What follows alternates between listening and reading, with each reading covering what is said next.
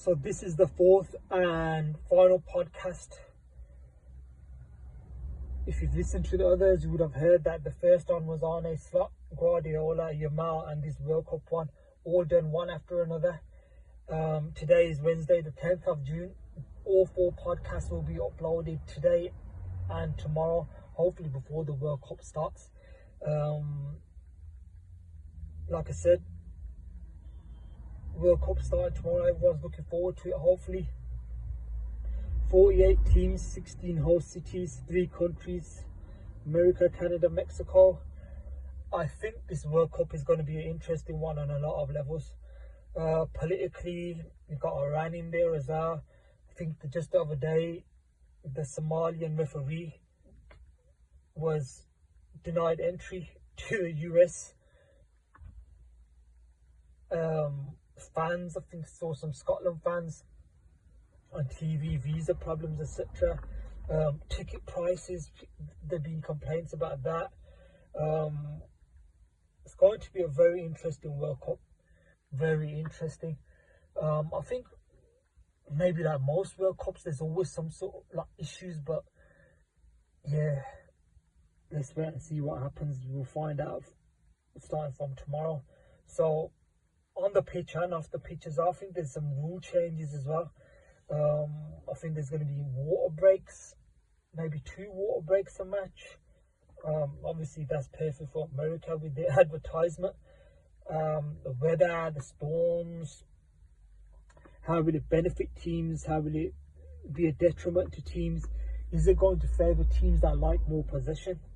All these breaks, will they be able to control matches more? Rhythm, teams that want to press, will it help them? They get their breaks, but obviously again, it's the rhythm and stuff like that.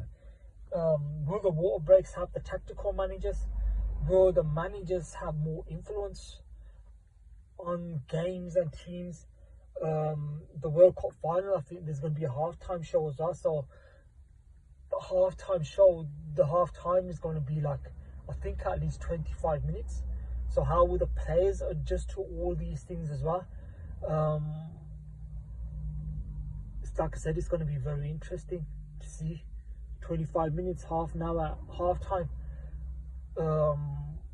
If one team is winning by a lot, if one team is losing by a lot, if the match is quite even, in terms of the players getting maybe too much rest, or if there are storms and they hinder matches, and the players are off the pitch for a long time, how will that affect them physically?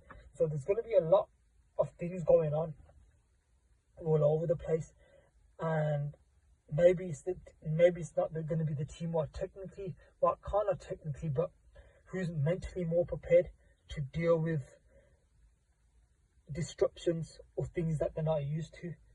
So it's going to be interesting. I think that's the word. It's going to be very interesting to see. I think, like I said, 48 teams. You might have some matches which are just kind of dead rubber, so massive scores. So maybe teams get to rest some players. Yamal is not fully fit. I don't think Messi is not coming into it fully fit. So I think there are a few players who are not 100%. How will that affect their teams as well? So my predictions for the World Cup, obviously I want Argentina and Messi to win, and I think they've got a good chance. I think hopefully Messi can pick up his fitness throughout the later stages and still have a big effect as well. Personally, like I said to everyone, I want anybody to win but Portugal. Obviously I want Argentina to win, but if Argentina can't win, I don't really care as long as it's not Portugal. They cannot win this. Well, they can win the World Cup, but I do not want them to win the World Cup, and especially Ronaldo. So that's my main thing. I think I'm going to go for, sometimes you don't want to jinx things as well, but I'm going to be positive. I'm going to say Argentina and Messi to retain the World Cup, just because I want to put that out there. But I think Spain have a very good chance as well. Obviously, it depends on the fitness of Yamal, but I think Rodri's pretty much 100% fit going to be now, and Pedri as well. In the climate, I think, and the way that Spain play, them two players, Pedri and Rodri, they're playing like the majority of the 90 minutes and controlling matches. They are absolutely incredible players. Absolutely incredible. Rodri's been unlucky, but with injuries as well. But like I said, I think he'll be pretty much back on top of his game. Pedri as well. So if they can control that midfield, I think it's going to be difficult for many of the midfields to compete with them. Depending who plays with them as well. And of course, Yamal. If Yamal is fit, he's a game changer. He's an absolute game changer. He can score goals. So I think I'm gonna go. I want Argentina to win, and I'm gonna go for them, and I'm gonna go for Spain as well. Just with them as well. Player of the tournament. Obviously, if Messi goes far, it's probably gonna be him. So I'm kind of cheating in a way here because I'm not going for a single one. I'm just trying to think of the way that it's gonna pan out. If Argentina do go far, obviously Messi's going to have a big influence, and it's not like he's just going to score a goal and do nothing. He'll have an influence over the whole match and during large parts of matches. So I think it's going to be Messi.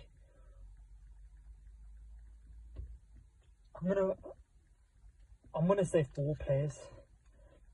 Messi, and then it's going to be Rodri, Pedri and Yamal, because if then Spain go far as that, then it's going to be Yamal who's going to light up the whole thing. So them players there. Top scorer, I'm going to pick one. I'm going to go with Harry Kane.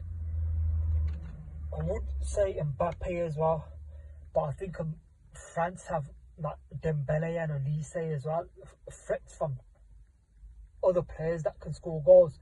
So I don't know if that might divide the goals from Mbappe, where England is more going to be Harry Kane, and obviously he's going to score the penalties as well. And I think Thomas Tuchel or however you pronounce it, I think he's a good manager, very good. Like, I think he'll be a good tournament manager, and I think just in that kind of state, how he manages, I think he'll thrive off that. So I think Kane, obviously being in the form that he is in now as well, he's going to be the primary focus. So I'm going to go with Harry Kane for top goal scorer. And obviously you got Haaland there as well, but it depends how far Norway are going to go. I can see England going quite deep into the tournament. France, Spain. Again, Yamal isn't going to be the focal point of goals, and I'm not sure if he's going to take the penalties as well. So let's go with Harry Kane. So yeah, so that's a little bit about the World Cup starting tomorrow. And like I said, I think it's going to be a very interesting tournament. And once the tournament starts, everybody gets into it, and then it's always good to see like what kind of tournament it turns into, like what kind of styles of play there are, what players are going to break through. That's probably a category I've missed in terms of breakthrough players, but I might have a little think about that more deeply and then maybe cover it in the next couple of podcasts. But yeah, breakthrough player, just off the top of my head, don't think you can really say Yamal's going to be a breakthrough player. Everybody knows about him. Yeah, I might have to have a little think about that. But yeah, like even teams, what teams are going to come through, you know, some surprise packages. Because even with the travel time, climate, how they adapt to different situations, it's going to be interesting to see. So yeah, tomorrow the World Cup starts. Hopefully everybody enjoys it. And like I said, anyone but Portugal I want Messi to win. I want Argentina to retain that trophy. But if they can't, anyone but Portugal. Hopefully, maybe Spain. Hopefully, Spain, maybe. So yeah, that's the World Cup preview done. And tomorrow, I think, yeah, before we go, Brazil, Ancelotti as manager. But again, Neymar's fitness. Could they be a dark horse? Brazil. We'll have to see. Like I said, hopefully this World Cup podcast will be regular. Hopefully maybe even after as many matches. Obviously some matches here in the UK will be kicking off, I think, 2 a.m. So hopefully those matches won't be too good that I'll have to miss. But try and do as much podcasts as possible. Like I said in the previous ones, maybe the World Cup ones will be maybe a bit shorter. Obviously there's some big drama maybe towards the latter stages of the tournament, maybe a bit longer. But yeah, hopefully everybody is ready for the World Cup and everybody enjoys it, and we'll catch up very, very soon.